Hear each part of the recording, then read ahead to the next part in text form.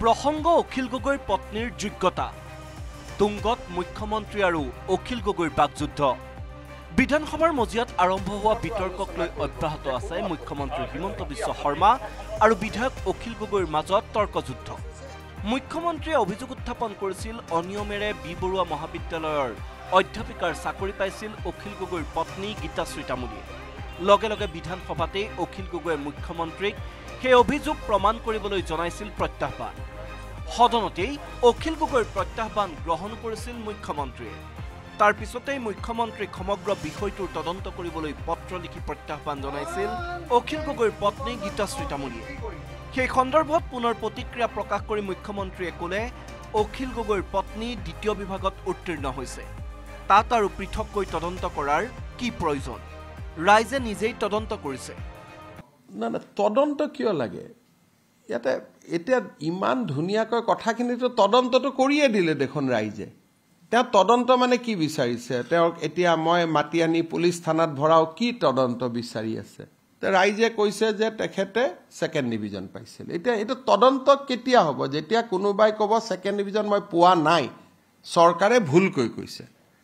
তেতিয়া এটোতো দিজাৰ সূৰ্য পূবৰ পৰা ওলাই ইয়াৰ ওপৰত তদন্ত হয় নেকি এতিয়া অখিল গগৈ ডাঙৰীয়াই কি তৰ্ক বিতৰ্ক কৰি আছে মই নাজানো ঢেকিয়াজুলি কলেজৰ অধ্যাপিকা এগৰাকীয়ে অলৰেডি বাতৰি কাকতত টিভিত কৈ দিলে ফেচবুকত দি দিলে যে এওঁতকৈ মোৰ নম্বৰ বেছি আছিল তাৰ পিছত তেওঁ ক'লে মোৰ পত্নী ৰিচাৰ্চ কি পিএইচডি ডিব্ৰুগড় ইউনিভাৰ্চিটি কলেজত এতিয়া আমাৰ কোনো পিএইচডিৰ ব্যৱস্থাই নাছিল গ'ল এতিয়া ইয়াৰ ওপৰত কি ইনকুৱাৰী লাগে মই বুজি পোৱা নাই অখিল গগৈ আৰু পত্নীৰ প্ৰত্যাহ্বানৰ প্ৰসংগত সমান্তৰালকৈ মুখ্যমন্ত্ৰীৰ তাৎপৰ্যপূৰ্ণ মন্তব্য নিযুক্তিলৈ মই পূৰ্বেই অসন্তুষ্ট আছিলোঁ মৌখিক পৰীক্ষাৰ নম্বৰৰ ভিত্তিত চাকৰি পাইছিল গীতাশ্ৰী তামুলীয়ে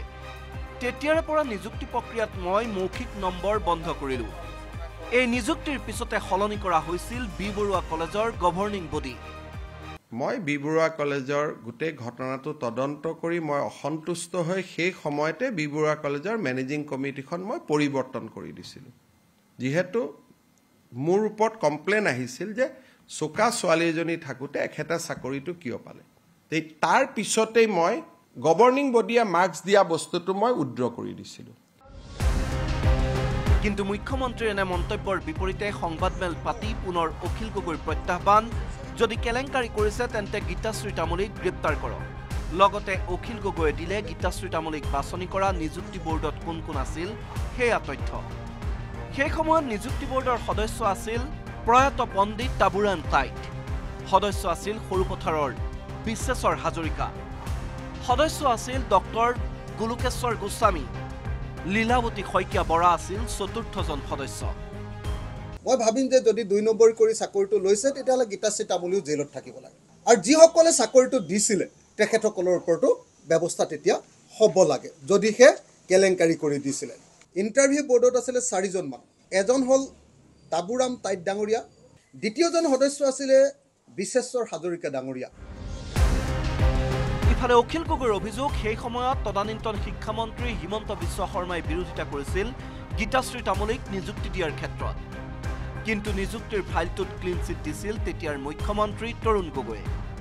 অখিল গগৈৰ কাৰণেতো গীতাশ্ৰী তামুলীয়ে চাকৰি পোৱা নাছিলে বৰং অখিল গগৈৰ কাৰণে গীতাশ্ৰী তামুলীৰ চাকৰিটোত বাধা প্ৰদান কৰিছিলে হিমন্ত বিশ্ব শৰ্মা পীযুষ হাজৰিকা আৰু জয়ন্ত মল্লবৰুৱাই শিক্ষামন্ত্ৰী আছিলে হিমন্ত বিশ্ব শৰ্মা সেই ফাইল গৈ মুখ্যমন্ত্ৰী তৰুণ গগৈ ডাঙৰীয়াৰ টেবুলত পৰিছিলে ডাইৰেক্টৰে কৈছিলে যে আপোনাৰ ফাইল তৰুণ গগৈ ডাঙৰীয়াৰ তালে গৈছে আৰু তৰুণ গগৈ ডাঙৰীয়াই খুব পজিটিভ কমেণ্ট দি ফাইলটো ঘূৰাই পঠিয়াইছে ইফালে চানমাৰীৰ অখিল গগৈৰ ঘৰটোৰ প্ৰসংগত মুখ্যমন্ত্ৰীয়ে কৰা মন্তব্যৰ প্ৰত্যুত্তৰ দি বিধায়কজনৰ মন্তব্য সেই ঘৰটো তেওঁৰ পত্নীয়ে লোন লৈ বন্ধা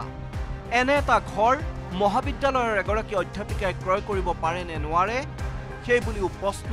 অখিল গগৈৰ অখিল গগৈৰ এনে তীব্ৰ প্ৰত্যাহ্বানৰ পুনৰ উত্তৰ দি মুখ্যমন্ত্ৰীয়ে ক'লে অখিল গগৈয়ে ডালিমী কাকতিৰ ঘৰলৈ গৈ মাৰ্কশ্বিটখন চাই ল'ব লাগে মইতো অনুৰোধ কৰিম যে অখিল গগৈ ডাঙৰীয়াই ডালিমা কাকতিৰ ঘৰত গৈ তেওঁৰ মাৰ্কশ্বিটখন চাই ল'ব লাগে ইমানেই কথা ইমান সৰু সৰু কথাবিলাকত ইয়াত আৰু কৈ থাকাৰ আৰু মইতো এইবিলাক ক'বও খোজা নাছিলোঁ